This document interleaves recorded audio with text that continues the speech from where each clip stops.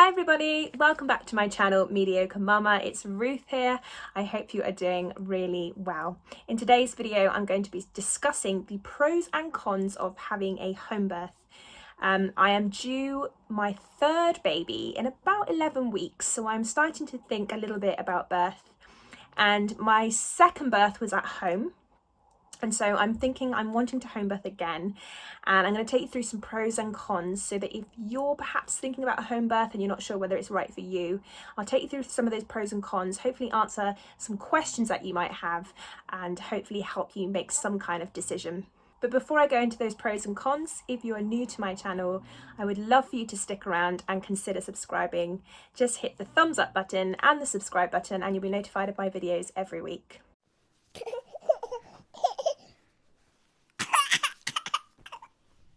Now, one of the main reasons I'm making this video is because for each pregnancy, I've always used the app Baby Centre, where there's a forum of mums who are kind of due all around the same time. And I'm seeing a lot popping up, questions about home birth. Should I home birth? Has anybody home birthed? Can anyone share their experience? And one of the main reasons for this is obviously there's a big, massive pandemic going on, and the virus at the moment is spreading like wildfire in England.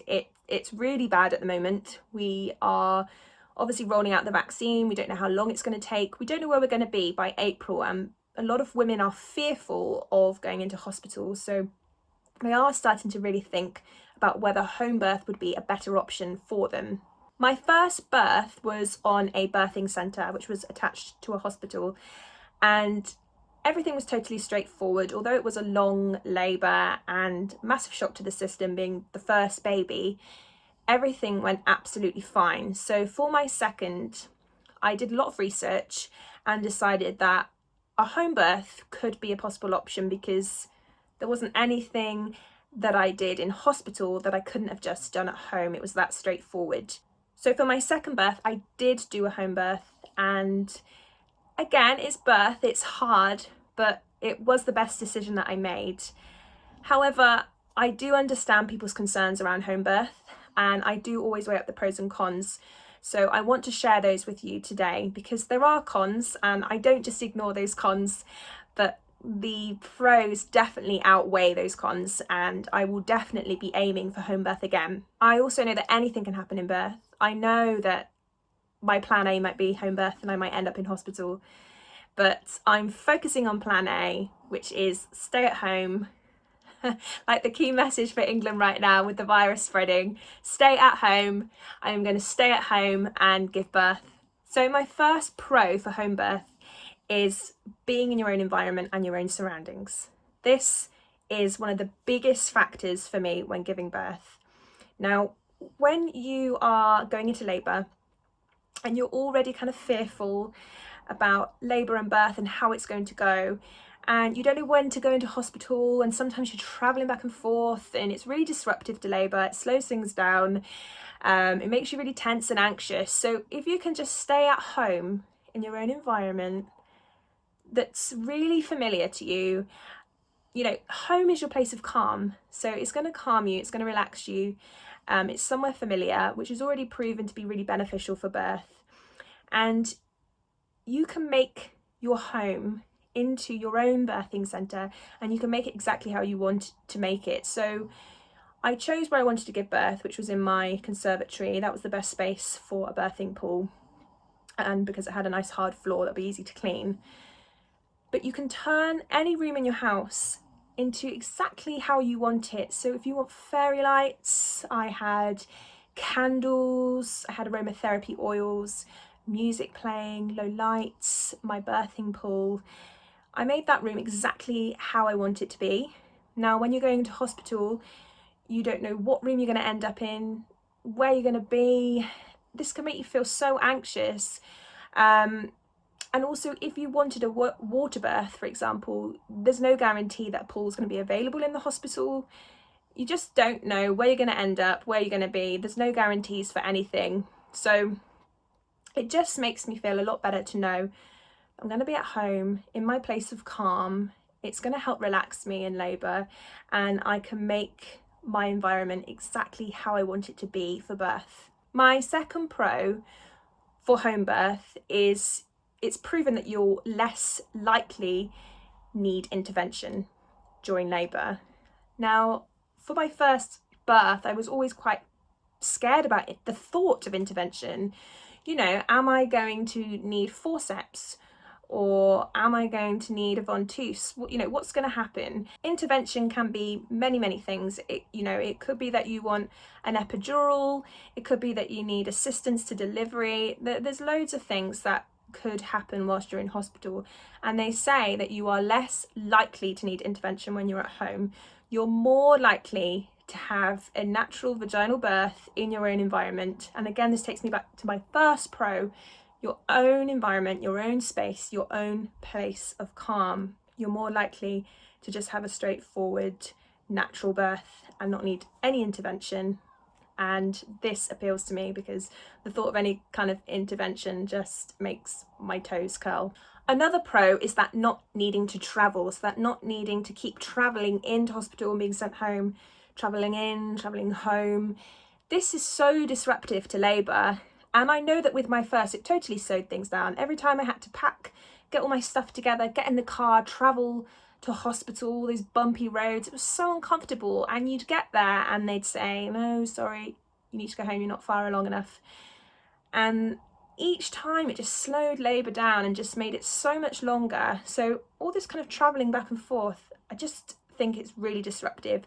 And if you can just stay where you are at home and just remain calm, it just speeds everything up and keeps you calm and just helps labour to progress. So cutting out the travel factor is an absolute pro. So another pro is, okay, so you don't have access to all the hardcore drugs like the epidural, but you do have plenty of options for pain relief at home. One of the main forms of pain relief that I'm really passionate about for home birth is hypnobirthing. It's not for everybody, I understand that, but okay, hypnobirthing won't take away the pain totally, but it helps you to stay in control. And I will do another video about this because it's really, really important, and it's something so amazing that you can use in order to birth at home. But you can use hypnobirthing, you can have your pool. Water is such an amazing form of pain relief. You can still have gas and air at home, and you can also hire or buy a TENS machine, which I find amazing to help deal with the pain at home. So there are still options of pain relief and pain control and things that you can do at home. You're not totally limited. One of my other pros is you're not limited to who can be present at the birth. Now, I'm not saying that you want a ginormous audience. However, you know, when you're in hospital, and especially at the moment, you can only have your birthing partner. You can't have people coming and going, whether that's your children, whether that's your parents or your sisters. You know, they might need to come and go to help with childcare, or they might be coming to be present at the birth. There's just no limit on who you can have there. So, you know, that can be really useful for you if you need more people there. You know, if your birthing partner or your husband needs extra support from other people, then you won't be limited on that. And in relation to that, another pro for me was not to worry about childcare, or, for example, if you have pets, you don't have to worry about leaving them on their own or trying to provide care. Now, of course, I take into consideration that at any point I could be transferred into hospital. So I do arrange childcare. My mum lives about 3.5 hours away from me, but last time I gave her warning that I was going into labour. She drove up in plenty of time, and her main purpose of being here was to look after my first child. So she was able to do things like take him to preschool, pick him up, and also to be here in the night. So I did labour and give birth quite late at night, and my son, he slept, but he did wake up once. He might have heard me shouting out or something going on, and he did wake once. So rather than disturb anybody that was helping me in my birth, my mum was able to just pop upstairs, calmly put him back to sleep. And that was just something I didn't have to think about or worry about. But also I have a dog, and I didn't have to worry about providing care for him either. He could just stay here. I don't even know where he was when I was giving birth, but it was just something I didn't have to think about. He was here and he was fine. But again, my mum came, so if I did have to go to hospital, then my mum was here to look after the dog. But it's just nice to be able to keep everybody at home, and pets and children, and not have to kind of send them away anywhere. Another pro that I read, and this is about kind of second and third babies. So there is a high risk if it's your first baby to be giving birth at home. And mainly because you've never given birth before, you don't know what's going to happen. But I know for me that with my first birth, nothing eventful happened. It was totally straightforward on a birthing centre, and I only had gas and air and water. So to me, I could do all of that at home. It was going to be no different. And I knew my birth was straightforward. I knew that the chance of me having another straightforward birth was pretty high. So they say for your kind of second, third and other children, it's no less safe to give birth at home than it is in hospital. So what I suggest you do is, if you go onto your local hospital website, there should be stats somewhere, or if you can ask your midwife and they can provide you with some information about home birth rates within your area and the percentage of how many of those were transferred to hospital and the exact reasons why they were transferred to hospital. And it might surprise you, because I was quite surprised at how low the percentage was for my area of transfer to hospital. And actually the reasons made me feel better, because the reasons were things like women wanting an epidural. So that's counted as a transfer just because they wanted to have stronger pain relief. Or another reason could be because there was meconium in the waters, and obviously you need to go and get checked. But it was nothing that was like severe. Nothing that was really kind of like a high risk transfer that freaked me out. So if you can find those stats somehow for your area, it might just help you to feel reassured. And finally, one of my favourite pros for giving birth at home is the after. After giving birth is just the best at home, and that is what I am aiming for this time. No hospital stay, no horrible food, no waiting for a shower, or that feeling of just wanting to go home and get in your bed in your pajamas and to be in your own shower and have your own comforts. You don't have to wait for any of that, you already have it. So for me, a massive pro is after and being at home. I've given birth, I can go in my own bed, or I can lay on my sofa, cuddle my baby, go and get in my own shower, eat what I want to eat, do what I want to do, and not kind of feel like I'm just waiting around to be told when I can go home, and kind of feeling uncomfortable and surrounded by other women, and you can still hear other women on the ward screaming and births going on, and nighttime is really noisy and disruptive. So being at home after with your baby is amazing. And the other thing about that is, of course, when you're in hospital, your husband has to go home, or your birthing partner has to go home, and you're left there all night on your own with baby. That doesn't have to happen when you're at home. You can stay with your partner or your husband or your birthing partner and just really enjoy that moment, and there's no rush for anybody to leave you. Okay, so let's talk about some cons, because I'm not going to totally disregard the cons. They are really important to think about when you're trying to make a decision, and these are all things that I've thought about. So one of the first cons is you can't have stronger pain relief. So you're going to have to really sit down and think about whether you can cope without that kind of stronger pain relief. Now for me, I knew that from my first labour, even though it was hard, I made it all the way through on just gas and air and using the birthing pool. So I knew I could do that at home. And if you know yourself, if you're going to really struggle and end up really just wanting that epidural, you're going to need to think if home birth is right for you. I can tell you can do it. I can totally say any woman can do it. You can. There are so many ways to get through it. But I do understand that people do want epidurals, and that's totally fine. That's totally up to you. So if you're thinking, I'm probably going to want an epidural, then home birth wouldn't be for you. Another con to consider is obviously the risk of being transferred to hospital. But as I mentioned before, you just need to research those risks What's the percentage? What's the chance? What's the reason? And I did think about whether I would be transferred to hospital. Would that happen to me? Now, my hospital is about 10-minute walk from my house. It's about 5 minutes in the car. So I know that if I need to go to hospital, it's not going to be a massive problem.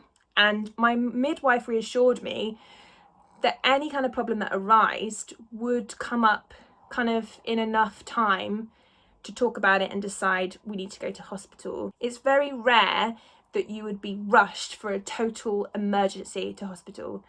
So looking at the stats, as I said before, it's things like, if for example my blood pressure started to go really, really high, they would say, okay, your blood pressure is really high, I think at this stage you need to go into hospital. Or if my waters went and there was meconium in my water, my midwife would make a decision about whether I would need to go into hospital, because obviously baby's bowel movement within the water isn't a great scenario. So again, at that point you would go to hospital. Another reason could be afterbirth. Your placenta may not come away totally. So that would be another reason that you might be transferred to hospital. So all you need to kind of do is, as I said before, research, look at the statistics, ask your midwife for these. They should be able to provide them, and you can kind of weigh up how you feel about each of those things and how likely you think that could happen for you and how you would feel about it. For me, being transferred to hospital didn't panic me in any way, and it still doesn't, because I know I am so close to the hospital. So if I need to go, it's no problem. We will just get our things together and we will go to the hospital. If it's a total emergency, again, I know I'm close to the hospital. I can hear a siren outside my window now. I know an ambulance will come. So weighing up the risk factor for me, it really wasn't an issue, and transfer to hospital did not scare me at all. Another con that people kind of tend to talk about with home birth is mess. I'm putting this on the con list, but actually it's not a con for me personally, because I know through experience there isn't really any mess. But people have in their heads that home birth is going to be this massive mess. I don't want to deal with mess after giving birth. The last thing I want to do is be cleaning up my house and cleaning up blood and wiping surfaces and hoovering and all the rest of it. It's just not like that at all. When you give birth, you're kind of in one place where baby comes out. So for me, I was in the pool, so all my mess was contained to that pool. And then after birth, we just put in a hose, and there's a special pump to suck the water out. You either put it out through the nearest back door to go straight into the drain, or we fed ours through to the nearest downstairs toilet to be pumped into that. And I'll be honest with you, I personally did not do any of the clear up. I gave birth, I got out the pool, I was taken into the next room, which was my lounge. I sat on the sofa and held my baby. And on my sofa, I had protective sheeting, old towels. All you need to do is buy those kind of things, or use old towels or sheets, a shower curtain, anything that you can just put down. And then once you've got your big pants on and your pad, and there's no chance of anything escaping, and it's the next day and you want to tidy up, just throw it all away. Everything just gets thrown away, or it can be washed. So I personally didn't see any of the clear up go on. I sat on the sofa, and eventually when I could get up off my sofa, the pool was gone, the water was gone, and eventually the towels and protective sheeting were just thrown away. People will help you. You don't have to give birth and then go clean the room that you've given birth in. The midwife will help, your birthing partner will help, or whoever you've got coming into your home. People will help you. You're not going to be expected to give birth and then tidy up. And I promise you, the mess is so minimal, it's really not something that you'll be worried about or thinking about after having your baby. Another con could be, if you want to have a water birth, you have to hire a pool, and hiring a pool is about £120. So that can seem a little bit costly to hire a pool. And also, if you did end up being transferred to hospital, then you've paid for a pool that you're not going to use. So that's a little bit annoying. It doesn't really bother me that I may pay for a pool that I won't use, because I know that the chances of me actually giving birth at home are higher them. So there we have it. There are my pros and cons for home birth. I am aiming for home birth again. I know anything can happen in birth. You can end up in hospital, but my first choice from second birth is now home birth. Just to be in my own environment. You know, it was a much calmer, happier birth at home than in hospital. It was less fearful. I felt less anxious. I felt more in control because it's my space and the midwife was coming into my space rather than me going into hospital and not knowing where I am. So I felt more in control. It wasn't messy for me. I didn't have any problems with anything being cleared up. Nothing got stained. There wasn't blood anywhere. That was all easy. And it was the after. So having my son there and seeing his sister was just an amazing moment for me, and not having to go anywhere or travel or have to move, just being at home the entire time, having my baby and then relaxing after, and I couldn't really wish for anything more. So that is my aim for my next birth in 11 weeks, and I'm going to be doing a couple of videos talking a bit about hypnobirthing, how to practice that, how it helps, the benefits, because that really does go hand in hand with home birth. And I'm also going to be talking a bit about birthing plans, how to kind of write one out and use that, because that will help as well. Anyway, I hope you found this video useful and it's helped you come to some kind of decision, or you might now be able to go away and do some further research.